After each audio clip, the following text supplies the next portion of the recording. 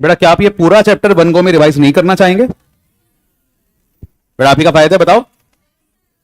देखते हैं कितनी स्पीड में आप ये पूरा चैप्टर मेरे को रिवाइज करा पाएंगे। बेटा I will be very fast obviously, because पूरा चैप्टर 1 गो में रिवाइज होगा। इस चैप्टर को करने में 14-15 लेक्चर लगे हैं।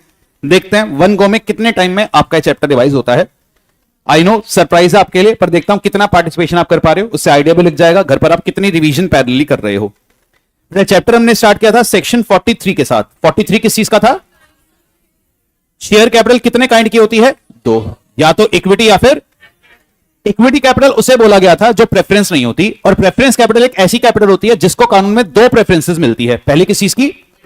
रीपेमेंट ऑफ डिविडेंड की, फिक्स रेट पर डिविडेंड पे करेंगे, एंड दूसरा किस चीज की? वाइंडिंग अप पर रीपेमेंट ऑफ कैपिटल। और अगर आप चाहो तो आप प्रेफरेंस वाले को एक्स्ट्रा राइट देकर पार्टिसिपेटरी भी बना सकते हो। अगली बात हमने जाना, जो इक्विटी कैपिटल है वो भी 2 प्रकार की होती है, या तो विद ऑर्डिनरी वोटिंग राइट या विद, पर क्या नॉर्मल शेयर को डीवीआर में कन्वर्ट करना या डीवीआर को नॉर्मल में कन्वर्ट करना, क्या ये आपको अलाउड था?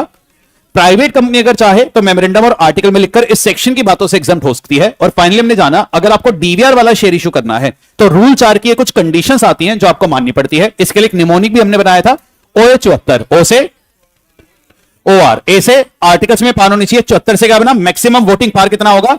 74%। 3 साल से 3 चीजों का डिफॉल्ट ना क्या हो, किस चीज का? फाइनेंशियल स्टेटमेंट का, एनुअल रिटर्न का, या 3 साल से कंपनी पेनलाइज ना हुई हो। कौन से कानूनों में? आरबीआई, सेबी, एससीआरए, फेमा या एनी अदर स्पेशल एक्ट। 5 साल से डिफॉल्ट ना हुआ हो, किस चीज का? Preference dividend, term loan, employ statutories and IPF, and subsisting default नहीं होना चाहिए, किस चीज का? 3DP का। तब जाकर के आप डीवीआर इशू कर पाओगे। अरे बन रही कुछ बात? फिर आएगी सेक्शन 44, ये किस चीज का था?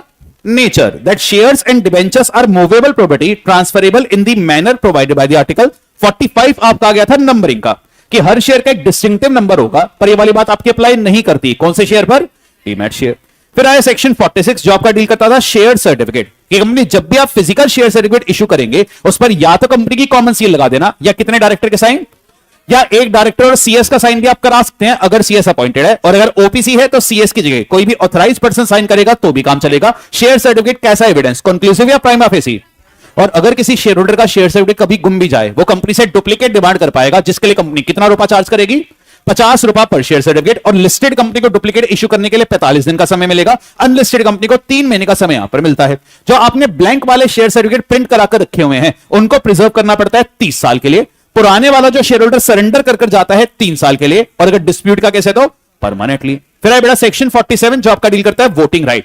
इक्विटी वाले को कंपनी में हर रिजोल्यूशन पर वोट डालने का अधिकार मिलेगा, और पोल पर उसका voting right paid up capital के रेशियो में देखा जाएगा। प्रेफरेंस वाले के पास नॉर्मली वोटिंग राइट नहीं होता, पर 4 केस में आप उसको वोटिंग राइट प्रोवाइड कर सकते हो। पहला केस कौन सा? Any resolution directly affecting is right. दूसरा रिजोल्यूशन फॉर वाइंडिंग अप। तीसरा रिजोल्यूशन फॉर कैपिटल रिडक्शन। और चौथा, अगर आपने उसका कितना साल का डिविडेंड पे नहीं किया, फिर हर रिजोल्यूशन पर वो वोट डालेगा। और इक्विटी और प्रेफरेंस के बीच में वोटिंग राइट स्प्लिट किया जाएगा in the ratio of the paid up value. Private company चाहे मेमोरेंडम या आर्टिकल में लिखकर इस सेक्शन की बातों से भी एग्जम्प्ट हो सकती है। और निधि कंपनी में मेंबर का वोटिंग राइट मैक्सिमम कितने % पर कैप होता था? 5%। फिर बचा आया सेक्शन 48 जो आपका डील करता है वेरिएशन। अगर आपको किसी भी क्लास ऑफ शेयर होल्डर के राइट्स को वेरी करना है तो उसके लिए या तो उस क्लास का रिटन कंसेंट लेना उतने मेंबर का जिनके पास उस क्लास के कितने % शेयर हैं, 74%, या उनकी क्लास मीटिंग बुलाकर आप क्या पास कराएंगे? एसआर। पर वेरिएशन करने से पहले आपको चेक करना पड़ेगा, वेरिएशन की पावर होनी चाहिए या तो मेमोरेंडम और आर्टिकल में, और अगर वहां पर पावर नहीं है तो टर्म्स ऑफ द इशू से वो प्रोहिबिटेड ना हो। और अगर एक क्लास के राइट वेरी करने की वजह से कोई दूसरा क्लास इंपैक्ट होता है, उसका भी सिमिलर तरीके से आपको अप्रूवल लेना पड़ेगा। और अगर मेजोरिटी वेरिएशन कर भी देता है तो भी माइनॉरिटी को अपील फाइल करने का राइट है, पर माइनॉरिटी के पास शेयर कितने होने चाहिए थे? 10%। अपील तब फाइल करना जब इनिशियली वेरिएशन के फेवर में आपने वोटिंग ना करी हो। अपील फाइल होगी एनसीएलटी के पास कितने दिन में? 21 दिन में। और उसके ऑर्डर की कॉपी आप आरओसी के पास फाइल कर देना 30 दिन में। फिर बड़ा सेक्शन 49 आया कि कंपनी जब भी आप कॉल मनी मंगवाएंगे एक क्लास ऑफ शेयर होल्डर से यूनिफॉर्मली आपको मंगवाना पड़ेगा, पर अगर सेम टाइप के शेयर पर डिफरेंट अमाउंट पेड अप है, इस सेक्शन के पर्पस के लिए उसको सेम क्लास का नहीं माना जाएगा, डिफरेंट क्लास का काउंट कर लेंगे। अगला है बेटा सेक्शन 50, ये किस चीज का था? तो कॉल्स इन एडवांस कंपनी आप एक्सेप्ट कर सकते हो, प्रोवाइडर उसकी पावर का होनी चाहिए आर्टिकल में। और कॉल इन एडवांस पर क्या आप कभी भी वोटिंग राइट प्रोवाइड कर पाओगे? वो अलाउड नहीं है। 51 आ गया, अगर कंपनी के आर्टिकल परमिट करें कंपनी आप डिविडेंड पे कर सकते हैं, किस प्रोपोर्शन में?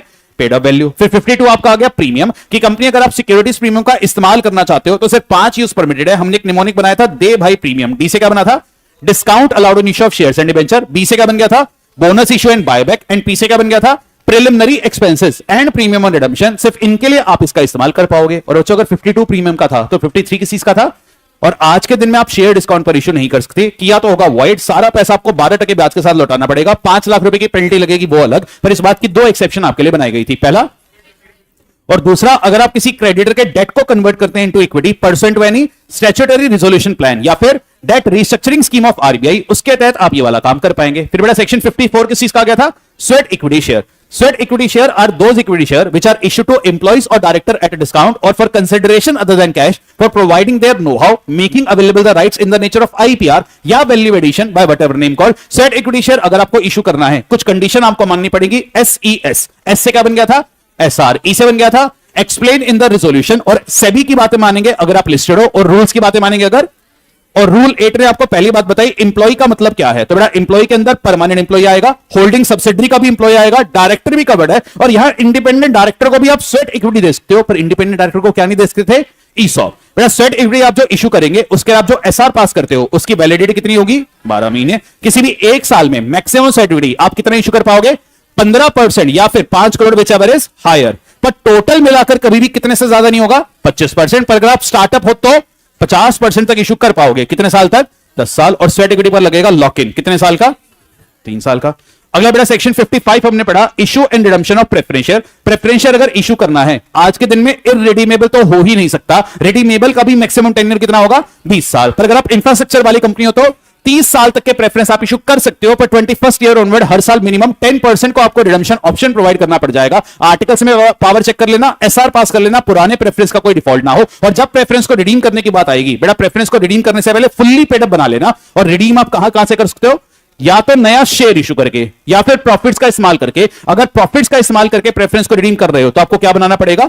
सीआरआर। सीआरआर जिसका लॉ में सिर्फ एक ही use permitted to issue fully paid up bonus share. और अगर कोई प्रीमियम ऑन रिडम्पशन इन्वॉल्व था उसका आप राइट ऑफ कर सकते हो फ्री रिजर्व से या फिर अपने सिक्योरिटीज प्रीमियम। और अगर प्रेफरेंस को रिडीम करने का समय आ गया और आप कह रहे हो आपके पास पैसा ही नहीं है, तो आप उसको नया प्रेफरेंस शेयर इशू कर देना, पुराने वाले को रिडीम मान लेंगे। पर ऐसा करने के लिए आपको कितने % का अप्रूवल लेना पड़ेगा? 75। साथ में और किसका अप्रूवल आ जाएगा? एनसीएलटी। फिर बच्चों आज की क्लास में हमने पढ़ा ये ट्रांसफर का शेयर। तो सेक्शन 56 आपने ट्रांसफर का देखा। अगर आपको फिजिकल शेयर ट्रांसफर करने हैं तो शेयर सर्टिफिकेट के साथ आप ट्रांसफर डीड बनाओगे, कंपनी के पास 60 दिन में जाओगे, और फिर कंपनी कितने दिन में ट्रांसफर कर देगी? 1 महीना। बेटा ट्रांसफर कराने के लिए शेयर सर्टिफिकेट होना जरूरी है या लेटर ऑफ अलॉटमेंट पर भी ट्रांसफर हो जाता है? उससे भी हो जाएगा। अगर ट्रांसफर डीड गुम हो जाए तो कंपनी इस केस में आपसे क्या डिमांड करेगी? इंडेमनिटी। अगर partly paid up share transfer कराने ट्रांसफरेट जाता है तो ट्रांसफरी को कितने दिन का नोटिस प्रोवाइड किया जाएगा?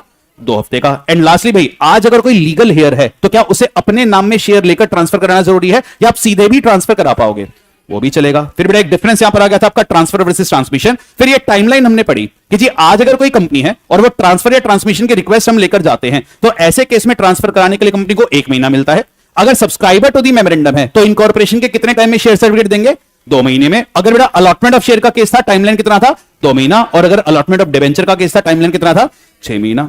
फिर एक सेक्शन 57 आ गया जिसने पर्सनेशन की पेनल्टी आपको बता दी।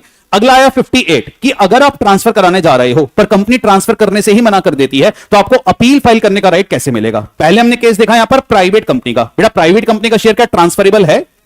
बस subject to the restriction in the article. तो अगर आप प्राइवेट कंपनी के पास ट्रांसफर कराने जा रहे हो और प्राइवेट कंपनी आपको नोटिस ऑफ रिफ्यूजल भेज देते हैं, सॉरी भाई मैं ट्रांसफर नहीं कर सकती, तो आप अपील फाइल करोगे कितने दिन में? 30 दिन में। पर अगर उसका नोटिस ऑफ रिफ्यूजल आया नहीं तो अपील कितने दिन में? 60 दिन में। या तो आपकी अपील डिसमिस होगी या आपकी अपील को अलाउ किया जाएगा, और अपील अलाउ करने के बाद कंपनी ट्रांसफर कितने दिन में करा देगी? 10 दिन में। और बेटा पब्लिक कंपनी में भी प्रोसेस सेम है, बस टाइमलाइन 30-60 की जगह कितना हो जाएगा? 60 और 90। फिर आपका आ गया सेक्शन नंबर 59। उसने बताया भाई अगर कंपनी किसी का भी नाम गलत तरीके से रजिस्टर्ड मेंबर से हटाती है तो वंस अगेन सेम प्रोसीजर है, अपील फाइल करो, एनसीएलटी अपील अलाउ करके 10 दिन में नाम रेक्टिफाई करा देगा। 60 बहुत ज्यादा इंपॉर्टेंट नहीं था, इसने बताया जहां भी ऑथराइज कैपिटल पब्लिश करोगे साथ में सब्सक्राइब्ड और पेड भी पब्लिश करना। फिर 61 आपका आ गया था, किस चीज का था? और कैपिटल क्लॉज अगर ऑल्टर करना है तो पावर होनी चाहिए आर्टिकल में, साथ में रेजोल्यूशन कौन सा पास होगा? ओआर। और इस सेक्शन में कैपिटल क्लॉज ऑल्टर करने के कितने मेथड आपको दिए गए थे? 5। पहला मेथड कौन सा था? अगर ऑथराइज कैपिटल बढ़ानी है। 5वां मेथड कौन सा था? अगर ऑथराइज कैपिटल डिमिनिश करनी है अनसब्सक्राइब्ड अमाउंट तक। दूसरा मेथड कौन सा आ गया था? कंसोलिडेशन। चौथा मेथड कौन सा आ गया था? स्प्लिट या सब डिवीजन। और तीसरा मेथड आ गया था जहां पर आप फुल्ली पेड अप शेयर को कन्वर्ट कर देते हो इनटू स्टॉक या स्टॉक को रिकन्वर्ट कर देते हो into share, fully paid up share. इसके बाद बड़ा सेक्शन 62 आया। यहां पर बहुत सारी बातें आपने पढ़ी। सबसे पहला 62 बने किस चीज का था? तो कंपनी जब भी नया शेयर इशू करोगे, इनको खरीदने का पहला मौका आपको अपने एग्जिस्टिंग इक्विटी वालों को देना पड़ेगा। उसके लिए आप उन्हें एक लेटर ऑफ ऑफर भेजोगे जो राइट इशू ओपन होने से कितने दिन पहले डिस्पैच हो जाना चाहिए? 3 दिन पहले। उसके बाद राइट इश्यू मिनिमम कितने दिन के लिए ओपन रहेगा? 7 दिन। मैक्सिमम कितने दिन के लिए? 30 दिन। और उस टाइम के दौरान या तो शेयर होल्डर खुद शेयर खरीदेगा या चाहे तो किसी के फेवर में रिनाउंस कर सकता है, पर रिनाउंस करने की पावर आप छीन पाओगे कहां लिख करके? अपने आर्टिकल्स में। पर ना तो वो शेयर होल्डर खुद शेयर खरीद रहा, ना किसी के फेवर में रिनाउंस कर रहा, तो उसके शेयर का क्या होगा? कौन डिसाइड करेंगे? Board of director. और भी प्राइवेट कंपनी चाहे तो वो ये 3 और 7 दिन वाली टाइमलाइन रिड्यूस कर सकती है, पर कितने % मेंबर का अप्रूवल लेना पड़ेगा? 90%। फिर बेटा 62(1)(b हमने पढ़ा, ये किस चीज का गया था? आपका ईसॉप का। ईसॉप अगर इशू कर रहे हैं तो आपको रिजोल्यूशन कौन सा पास करना पड़ेगा? एसआर। पर प्राइवेट कंपनी था तो ओआर। फिर बेटा यहां पर हमने एम्प्लॉय का मतलब जाना। एम्प्लॉय में परमानेंट एम्प्लॉय आएगा, डायरेक्टर आएगा, पर कौन सा डायरेक्टर यहां पर काउंट नहीं होगा? इंडिपेंडेंट। सब्सिडरी होल्डिंग के भी एम्प्लॉय डायरेक्टर को आप ईसॉप दे सकते हो, पर कुछ लोगों को आप ईसॉप नहीं दे सकते। किस किसको? एक तो प्रमोटर या कोई ऐसा डायरेक्टर जिसके पास ऑलरेडी कंपनी का 10% से ज्यादा है। पर ये एक्सक्लूजन वाली बात आपकी अप्लाई नहीं करेगी। कौन सी कंपनी पर? स्टार्टअप। 10 साल तक उस पर वाली बात एप्लीकेबल नहीं होती। ईसॉप में वेस्टिंग पीरियड आपका रहेगा 1 साल। एक्सरसाइज प्राइस कंपनी आप डिसाइड करना, लॉक इन लगाना है नहीं कंपनी आप डिसाइड करना, पर ईसॉप के बदले में शेयर एम्प्लॉय ही खरीदेगा, उसका ईसॉप ट्रांसफरेबल नहीं होता। और जब तक वो शेयर नहीं ले लेता उसको कोई भी वोटिंग राइट या डिविडेंड यहां पर नहीं मिलेगा। फिर बेटा 62(1)(c ये किस चीज का गया था? और प्रेफरेंशियल अलॉटमेंट अगर करना है, रिजोल्यूशन आपका पास होगा एसआर, वैल्यूअर से रिपोर्ट लेनी पड़ेगी, साथ में रूल्स को कंप्लाई करना, और प्राइवेट प्लेसमेंट वाला सेक्शन भी आपको मानना पड़ेगा। जाते जाते सेक्शन 2 बातें और बता गया कि अगर कंपनी आप कन्वर्टेबल लोन के जरिए पैसा रेज करना चाहते हो तो पहले ही मेंबर से एसआर पास कराना। पर एक ऐसा केस है जहां पर लोन ओरिजिनली कन्वर्टेबल नहीं था, पर जबरदस्ती ऑर्डर पास करके हम डेट को शेयर में कन्वर्ट करा देंगे। अगर वो डेट आपने किससे रेज किया था? गवर्नमेंट से। तो गवर्नमेंट ऑर्डर पास करके ये काम कर सकती है। और अगर ऐसा होता है कंपनी को अगर जस्टिफाइड नहीं लग रहा, वो कितने दिन में अपील फाइल कर पाएगी एनसीएलटी के पास? 60 दिन। और गवर्नमेंट ऑर्डर की वजह से अगर कंपनी की ऑथराइज कैपिटल बढ़ाने की जरूरत है तो उसे ऑटोमेटिकली इंक्रीज मान लिया जाएगा। 63 किस चीज का गया था? तो जी बोनस इशू के 3 सोर्सेज आपको दिए गए थे, free reserve, securities premium, CRR. Revaluation reserve से कभी भी बोनस इशू नहीं आता। फिर हमने पढ़ी थी जी बोनस की कंडीशन, एक निमोनिक हमने बना दिया था बोनस। बेटा बोनस के लिए पावर कहां देखी जाती है? आर्टिकल्स में।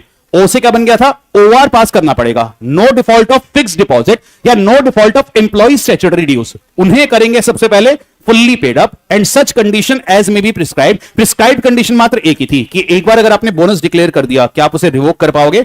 बिल्कुल भी नहीं। तो बड़ी ये सारी बातें डिस्कस करी। 64 कोई ज्यादा इंपॉर्टेंट नहीं था। उसने कहा जब भी कंपनी 3 काम करोगे आरओसी को नोटिस देकर बताना। 65 आपके सिलेबस से रिमूव हो गया था। फिर 66 आपका आ गया था, किस चीज का था? और ये कैपिटल रिडक्शन करने के लिए रिजोल्यूशन कौन सा पास होता है? ओआर या एसआर? साथ में अप्रूवल किसका लगता है? बेटा एनसीएलटी ऐसी अप्रूवल देगा या पहले क्रेडिटर, आरओसी, सेबी इन सबको नोटिस देगा, और उनकी बात सुनने के बाद और क्रेडिटर्स के इंटरेस्ट का ध्यान रखने के बाद ही वो आपके कैपिटल रिडक्शन को अप्रूव करेगा, जिसकी कॉपी आप किसके पास फाइल कर दोगे? आरओसी के पास। कितने दिन के अंदर अंदर? 30 दिन के अंदर अंदर। इसके बाद कैपिटल रिडक्शन करने के वैसे मेथड बहुत सारे हैं, पर लॉ मेकर ने 3 मेथड आपको बताए थे। पहला, अनपेड अमाउंट पर शेयर होल्डर की लायबिलिटी को एक्सटिंग्विश या रिड्यूस कर देना। आप अपनी पेड अप कैपिटल को सेट ऑफ कर सकते हो लॉसेस से, या आप अपनी एक्सेस पेड अप कैपिटल को पे बैक कर सकते हो। ये सारे मेथड यहां पर आपको दिए गए। एंड जी फिर हमने जाना लॉ में कुछ ऐसे केसेस होते हैं जहां पर कैपिटल रिडक्शन हो तो जाता है, पर ये सेक्शन आपको लगाने की जरूरत नहीं है। For example forfeiture, surrender, buyback, preference, सबके अलग अलग प्रावधान है, उनको आप कंप्लाई करोगे। फिर बच्चों हमने पढ़ा सेक्शन 67, ये किस चीज का था? तो इसका सब सेक्शन बनाया जो प्राइवेट पब्लिक दोनों कंपनीज पर लगता है, और किसी भी कंपनी को अपना शेयर खरीद के अपने पास एज एन इन्वेस्टमेंट रखना अलाउड नहीं है। अगर आप उन शेयर को कैंसिल करके कैपिटल रिडक्शन कर दो तो चलेगा। फिर बेटा सबसेक्शन 2 आया, वो लगता है सिर्फ पब्लिक कंपनी पर, और उसने क्या कहा? पब्लिक कंपनी किसी को पैसा देकर अपना या अपनी होल्डिंग कंपनी का शेयर खरीदवा भी नहीं सकती, पर उस बात की 3 एक्सेप्शन थी। पहली एक्सेप्शन कौन सी? बैंकिंग कंपनी अगर ऑर्डिनरी कोर्स ऑफ बिजनेस में पैसा दे चलेगा। दूसरा, आप किसी स्कीम के तहत ट्रस्ट को पैसा दे रहे हो, जो स्कीम एसआर से अप्रूव्ड थी, और ट्रस्ट उससे आपका फुल्ली पेड अप शेयर खरीद रहा है, किसके बेनिफिट के लिए? एम्प्लॉई, तो भी चलेगा। पर बेटा ट्रस्ट मैक्सिमम कितना % शेयर खरीद सकता था? 5% of the paid up capital and free reserve. या कंपनी आप पैसा दे रहे हो अपने एम्प्लॉई को जो आपका डायरेक्टर केएमपी नहीं है, मैक्सिमम पैसा कितना दोगे? 6 महीने की सैलरी जितना, जिससे वो आपका फुल्ली पेड अप शेयर खरीदता है, तो ये करना भी आपको अलाउड है। फाइनली आज 68, 69, 70 ये तीनों आपके डील करते थे बायबैक। तो ये बायबैक का सबसे पहले आपको सोर्स बताया गया। कंपनी या तो आप बायबैक करना फ्री रिजर्व सिक्योरिटीज प्रीमियम से। अगर आप फ्री रिजर्व सिक्योरिटीज प्रीमियम से बायबैक करते हो तो ऐसे केस में आपको नॉमिनल वैल्यू के बराबर पैसा सीआरआर में डालना पड़ेगा, जिसको आप बोनस के लिए इस्तेमाल करोगे। या बायबैक करने के लिए आप नया शेयर भी इशू कर सकते हो, बस ध्यान रखना क्या इक्विटी के बायबैक के लिए आप इक्विटी इशू कर पाओगे? वो यहां पर अलाउड नहीं है। फिर आई जी बायबैक की कंडीशन। वैसे कंडीशन बहुत सारी हैं, पर सबसे इंपॉर्टेंट कंडीशन थी 3, जिसमें पहली कंडीशन ने क्या कहा? 1 साल में मैक्सिमम कितने इक्विटी शेयर्स का बायबैक करना? 25%। बायबैक की वजह से आपकी पेड अप कैपिटल और फ्री रिजर्व पर मैक्सिमम इंपैक्ट कितना पड़ेगा? और बायबैक का सेक्शन पूरे कंपनीज एक्ट का अकेला एक्सेप्शन है जहां फ्री रिजर्व में किस चीज को इंक्लूडेड माना जाता है।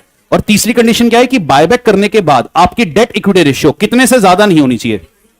पर एक कंपनी थी जिसको 6:1 अलाउड था, कौन सी कंपनी? अगर आप गवर्नमेंट कंपनी हाउसिंग फाइनेंस के बिजनेस में आ जाते हो और बेटा बायबैक करने के लिए वैसे तो आपको एसआर पास करना पड़ता है, पर एक केस था जहां पर डायरेक्टर ही बायबैक कर देंगे। अगर आप बायबैक कितना परसेंट करते हो? सिर्फ 10%। बेटा बायबैक से पहले शेयर को फुल्ली पेड बनाना। बायबैक अगर आप करते हो तो ध्यान से करना, बिकॉज अगले 6 महीने तक दोबारा आप वो शेयर इश्यू नहीं कर पाओगे, एक कूलिंग पीरियड लग जाता है। पर इसकी 2 एक्सेप्शन थी। पहला कौन सा आ गया था? बोनस। और दूसरा, अगर कोई एग्जिस्टिंग ऑब्लिगेशन मीट करने के लिए आप ये काम करते हो, चलेगा। अगला है जी बायबैक, या तो सारे मेंबर से प्रोपोर्शनेटली कर लो, या ओपन बायबैक कर लो, या फिर आप ईसॉप करना है तो एम्प्लॉय से भी बायबैक कर पाओगे। बेटा 2 बायबैक के बीच में गैप कम से कम कितना होना चाहिए? 1 साल। और रेजोल्यूशन पास करने के कितने टाइम में बायबैक कंप्लीट हो जाना चाहिए? वंस अगेन 1 साल। बायबैक करने से पहले आपको एक डिक्लेरेशन ऑफ सॉल्वेंसी देना है। बेटा डिक्लेरेशन कितने डायरेक्टर साइन करेंगे? उसमें से एक साइन किसका होना चाहिए? अगर कंपनी में एमडी है, और इस डिक्लेरेशन में आप डिक्लेयर करते हो कि बायबैक के तुरंत बाद भी आप सॉल्वेंट हो, और अगले कितने टाइम तक भी सॉल्वेंट रहोगे? 1 साल। बायबैक करके जो शेयर आएंगे 7 दिन में डिस्ट्रॉय कर देना। लिस्टेड कंपनी सेबी की बात मान लेगी, अनलिस्टेड कंपनी रूल्स की बात मानेगी। बायबैक का एक रजिस्टर भी मेंटेन करना, और साथ में आपको एक रिटर्न भी यहां पर फाइल करनी पड़ेगी। पर ध्यान रखना, अगर आप सेक्शन 70 में फंस गए तो बायबैक करना आपके लिए प्रोहिबिटेड है। तो किसी भी कंपनी को अपना शेयर खुद खरीदना अलाउड नहीं है, किसी सब्सिडरी और इन्वेस्टमेंट के थ्रू भी नहीं खरीदोगे। और अगर आपने डिफॉल्ट किया 3DP प्लस टर्म लोन का, तो 3 साल तक आप बायबैक नहीं कर सकते। और अगर आपने डिफॉल्ट कर रखा है एनुअल रिटर्न का, डिविडेंड का, या फाइनेंशियल स्टेटमेंट के सेक्शंस का, तो ऐसे केस में भी आपको बायबैक करना अलाउड नहीं होगा। फाइनली बेटा सेक्शन 71 यहां पर आया। 71 जो आपका डील करता है डिबेंचर। बेटा आज अगर आप कन्वर्टेबल डिबेंचर इशू करना चाहते हो, पहले आपको एसआर पास कराना ही पड़ेगा। क्या वोटिंग राइट वाला डिबेंचर कभी भी इशू हो सकता है? हो ही नहीं सकता। सिक्योर्ड डिबेंचर इशू करना है तो 4 कंडीशन थी। पहली कंडीशन कौन सी? टेन्योर। मैक्सिमम टेन्योर कितना होगा? 10 साल। पर अगर आप इंफ्रास्ट्रक्चर वाली कंपनी हो तो 30 साल। सिक्योर्ड है तो आपको चार्ज क्रिएट करना पड़ेगा, पर बेटा चार्ज डिबेंचर होल्डर्स के नाम में तो क्रिएट होगा नहीं, इतने सारे हैं। तो किसको अपॉइंट करना मैंडेटरी था? Debenture trustee. और जो चार्ज आप क्रिएट करेंगे मूवेबल या इमूवेबल प्रॉपर्टी पर आप क्रिएट कर सकते हो। और अगर आप अनसिक्योर्ड डिबेंचर भी इशू करते हो, तब भी आपको ट्रस्टी अपॉइंट करना पड़ सकता है, अगर आप डिबेंचर का पब्लिक ऑफर लाते हो या 500 से ज्यादा मेंबर को इशू करते हो। और जिसको ट्रस्टी बनाना है बनाओ, पर यहां पर ट्रस्टी के आते हैं कुछ डिस्क्वालिफिकेशन। इनको गलती से भी ट्रस्टी मत बनाना। बेटा पहली डिस्क्वालिफिकेशन में कौन आ गया था? शेयर होल्डर जो बेनिफिशियली शेयर होल्ड कर रहा था। दूसरा, promoter, director, KMP, employee of the company, या फिर उनका रिलेटिव। तीसरा पॉइंट किसका आ गया था? अगर आप क्या हो? क्रेडिटर, या फिर आप क्या हो? डेटर, या आपने खुद ही गारंटी प्रोवाइड कर रखी है, या आपका कंपनी के साथ एक मटेरियल पेक्यूनरी रिलेशन है आज या पिछले 2 साल में। कितने परसेंट का? 2% या फिर 50 lakh, whichever is higher. तो बेटा इतना आपका रिलेशन हुआ तो ऐसे केस में आप इंप्लाइड है। और बेटा अगर आपने डिबेंचर इशू किए हैं तो आपको डीआरआर, डीआरआई शायद बनाना पड़ सकता है। अगर बनाना पड़ा तो बेटा डीआरआर कितना है? 10, और डीआरआई कितना है? 15%। एंड फाइनली जी, अगर आप किसी कंपनी के शेयर होल्डर, डिबेंचर होल्डर हैं, बेटर क्या होगा कि आप अपना नॉमिनी अपॉइंट कर दीजिए। अगर आपने नॉमिनी अपॉइंट कर दिया तो आपका शेयर उसी को मिलेगा और किसी को भी नहीं। दिस इज ऑल आपका चैप्टर नंबर 4। और सुनाओ।